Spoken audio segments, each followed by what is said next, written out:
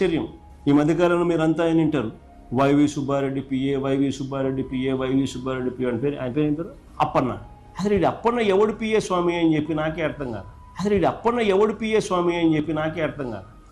తిరుమల కల్తీ లడ్డు వ్యవహారంలో తనకు సంబంధం లేదని బుకాయిస్తున్న నాటి చైర్మన్ వైవి సుబ్బారెడ్డి అడ్డంగా బుక్కయ్యారు. పిఏ చిన్నప్పన్న వాడింది సుబ్బారెడ్డి ఫోన్ నెంబరే అని సిట్ తేటతెల్లం చేసింది. కల్తీ నెయ్యి సరఫరాదారుల నుంచి లంచాలు వసూళ్లకు చిన్నప్పన్న సుబ్బారెడ్డి ఫోన్ నుంచే కాల్స్ చేసినట్లు గుర్తించింది. దీన్ని బట్టి చిన్నప్పన్నతో ఆ ఫోన్ కాల్స్ చేయించింది వైవి సుబ్బారెడ్డి అనేది స్పష్టమవుతోందన్న వాదన బలంగా వినిపిస్తోంది.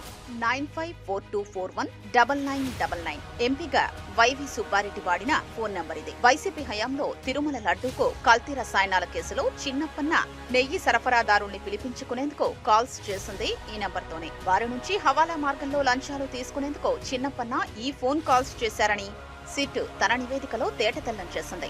దీన్ని బట్టి వైవి సుబ్బారెడ్డి చిన్నప్పన్నకు ఎంత బలమైన బంధం ఉందో స్పష్టమవుతోంది. చిన్నప్పన్న 2014 నుంచి 18 వరకే తన దగ్గర పిఏగా ఉన్నారని, ఆ తర్వాత ఏపీ భవన్ లో లైజన్ ఆఫీసర్ గాను, మరికొందరు ఎంపీల దగ్గర పిఏగా పనిచేశారంటూ సుబ్బారెడ్డి గత కొన్నాళ్లుగా బుకాయిస్తూ వస్తున్నారు. 2018 తర్వాత చిన్నప్పన్నకు తనకు ఎలాంటి సంబంధమూ లేదన్న తరహాలో మాట్లాడుతూ వస్తున్నారు. కల్తీ లడ్డు కేసులో చిన్నప్పన్న పాత్రను సిట్ గుర్తించినప్పటి నుంచి సుబ్బారెడ్డి ఇదే పాట పాడుతున్నారు.